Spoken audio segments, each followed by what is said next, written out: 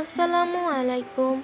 আজকে আমি আপনাদের সাথে খুবই মজাদার হাতে কাটা সেমাই পিঠা রেসিপি শেয়ার করব। তো চলুন দেখে আসি। আমি এখানে হাতে কেটে সেমাই পিঠা নিয়ে নিয়েছি। এবার আমি একটা পাত্রে দিয়ে দিয়েছি 3 লিটার দুধ। আমি একটু নাড়িয়ে নিচ্ছি। এবার আমি দিয়ে দিচ্ছি গোটা গরম মশলা। এটা ফ্লেভারের জন্য আমি দিয়ে দিলাম। এবার আমি হাই হিটে দুধটা ভালো করে জাল করে নেব।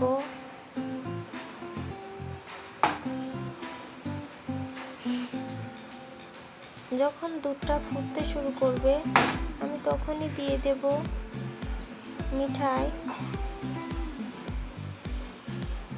আমি মিঠাইগুলি দিয়ে দিলাম। আমি এখানে একটা আস্ত মিঠাই নিয়ে নিয়েছি। এবার আমি নাড়িয়ে নাড়িয়ে মিঠাইটা দুধের সাথে মিশিয়ে নেব। একদম যখন আমার মেশানো হয়ে যাবে আমি তখন দিয়ে দিচ্ছি সেমাই পিঠাগুলি। খেয়াল রাখতে হবে পিঠা দেওয়ার সময় আলতো হাতে নাড়তে হবে যেন পিঠাগুলি দলা বেঁধে না যায়। দেখতেই পাচ্ছেন আমি কত সাবধানে নাড়ছি। এতে করে পিঠাটা ভাঙবে না, দেখতে যেমন সুন্দর হবে খেতেও তেমন ভালো হবে। তারপর আমি একটা হাতার সাহায্যে এইভাবে নাড়িয়ে নেব যেন পিঠাগুলি ভেঙে না যায়।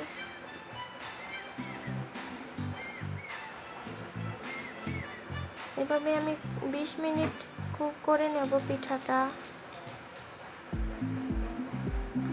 আমার পিঠা প্রায় হয়ে গেছে। দেখতেই পাচ্ছেন পিঠাটা কত সুন্দর হয়েছে, ভাঙেনি। এই তো ফাইনালি রেডি আমার সেমাই পিঠা রেসিপি।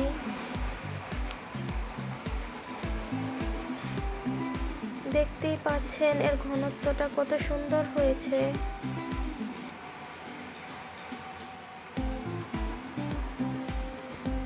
এই তো এবার সার্ভ করে নিচ্ছি আমি একটা পাত্রে।